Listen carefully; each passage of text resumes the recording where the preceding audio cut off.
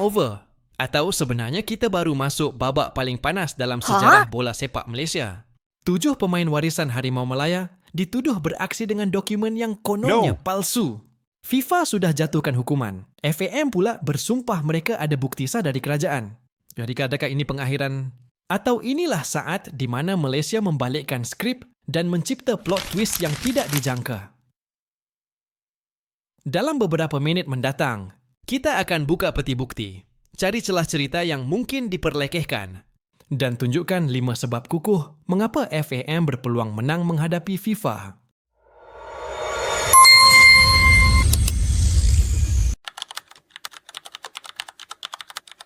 FIFA keluarkan surat rasmi, setebal 19 muka surat yang mendakwa wujud penggunaan dokumen tidak sah dalam pendaftaran 7 pemain warisan Malaysia.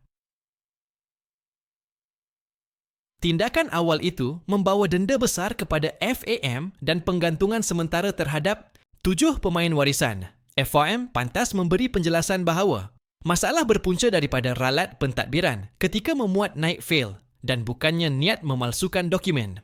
Kementerian Dalam Negeri pula menyatakan bahawa mereka tidak mengeluarkan mana-mana dokumen palsu dan bahawa proses naturalisasi telah melalui saluran yang betul. Fakta pertama, FIFA mendakwa pelanggaran Artikel 22 Kod Disiplin kerana penggunaan dokumen palsu untuk menegaskan status pemain warisan. Fakta kedua, 7 pemain yang terlibat telah dinamakan dan rekod kelahiran keluarga mereka menunjukkan asal-usul dari negara, seperti Sepanyol, Argentina, Brazil dan Belanda. Fakta ketiga, FAM menegaskan ada dokumen rasmi yang disahkan oleh kerajaan yang akan dikemukakan dalam rayuan dan menegaskan terdapat ralat muat naik berlaku ketika penghantaran dokumen. Ingat 3 fakta ini kerana ia membentuk 2 naratif yang saling bertembung. Naratif pertama berdasar dakwaan percanggahan dokumen. Naratif kedua berdasar pengesahan kerajaan dan kemungkinan kecuaian prosedur. Saya akan bawakan setiap sebab dengan bukti sokongan dan cara praktikal yang FM boleh gunakan untuk menguatkan rayuan. Dengar baik-baik kerana di setiap sebab ada titik lemah yang FIFA juga mungkin takuti. Dalam kebanyakan peraturan disiplin, pembuktian niat adalah kunci. Jika hanya wujud percanggahan dokumen, tetapi tidak ada bukti yang menunjukkan seseorang sengaja mereka cipta dokumen palsu, maka hukuman maksimum sukar diletakkan. FAM sudah menjelaskan bahawa kaki tangan mereka tersilap memuat naik file agent, bukannya sijil rasmi.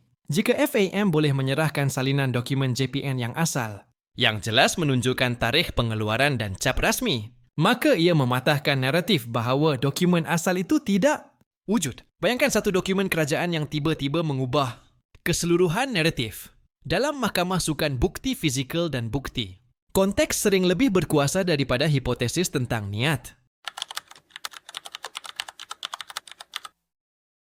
Tersalah hantar dokumen ketika muat naik bukan jenayah yang dirancang. Badan Tata Tertib Sukan menganggap 2 keadaan ini berbeza. Dari segi niat dan keparahan hukuman FAM perlu tunjukkan dokumentasi operasi mereka.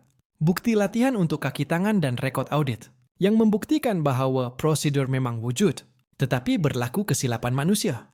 Jika panel rayuan percaya bahawa ini masalah sistem proses bukan konspirasi untuk menipu, maka hukuman boleh dikurangkan atau pembatalan denda mungkin dicapai. Dan pihak kerajaan mempunyai peranan yang sukar untuk dipertikaikan apabila ia mengeluarkan dokumen rasmi tentang kewarganegaraan. KDN sudah menyatakan bahawa permohonan naturalisasi diluluskan mengikut peraturan yang ada dan JPN bertanggungjawab memproses borang-borang yang diperlukan. Jika FAM dapat bentangkan salinan borang salinan sijil kewarganegaraan atau surat pengesahan daripada agensi kerajaan, maka argumen utama FIFA yang menuduh dokumen palsu akan kehilangan taring. Pengesahan rasmi dari kerajaan kerap kali menjadi penamat yang menghentikan banyak krisis dokumentari dalam sukan. FM perlu jadikan bukti kerajaan itu sebagai tulang belakang rayuan mereka. Dunia digital menyimpan jejak yang sering diabaikan. Metadata fail digital tarikh dan masa pengimbasan cap rasmi dan ciri. Ciri kertas serta dakwat semuanya boleh dianalisis untuk menentukan keaslian. FAM patut menempah pemeriksaan forensik bebas terhadap setiap dokumen yang dipertikaikan. Laporan forensik yang kuat boleh membuktikan masa pengeluaran dokumen asal kebolehpercayaan cap serta ketulenan tanda tangan. Apabila bukti saintifik ini dihadapkan kepada panel, ia membawa satu dimensi objektif yang sukar disangkal. Ia umpama memanggil saksi. Saintifik yang berkata kebenaran berdasarkan data bukan dakwaan. Rayuan bukan soal emosi. Ia soal aturan masa dan kualiti pembentangan bukti. FM perlu serahkan semua bukti lengkap dalam tempoh yang ditetapkan sertakan ringkasan kronologi yang mudah diikuti serta hujahan undang-undang yang disusun rapi. Peguam sukan yang berpengalaman tahu cara susun fakta. Supaya panel melihat keraguan. Munasabah bukannya kepastian yang meragukan. Kepantasan dalam bertindak juga penting. Bukti yang sampai selepas tarikh akhir sering tidak diterima. Jika FAM susun bukti dengan teratur dan hantar tepat pada masanya, peluang untuk pembatalan atau pengurangan hukuman pasti menjadi nyata. Pertama, percanggahan dokumen yang dikemukakan FIFA perlu dilihat satu persatu, bukan sebagai bukti tunggal yang menyeluruh. Jika beberapa dokumen hanya menunjukkan ketidaksesuaian minor, mungkin ada penjelasan bersandar kepada rekod lama atau isu pengemaskinian data. Kedua, jika FIFA bergantung kepada dokumen yang diperoleh dari sumber luar negara tanpa ujian forensik bebas, maka kredibiliti perbandingan itu boleh dipersoalkan. Ketiga, sebarang bukti yang menunjukkan FAM mengambil langkah pembetulan. Segera selepas masalah dikesan, memperlihatkan itikat baik dan kebolehpercayaan organisasi. FAM mesti gunakan kelemahan-kelemahan ini untuk membina keraguan. Munasabah dalam minda panel.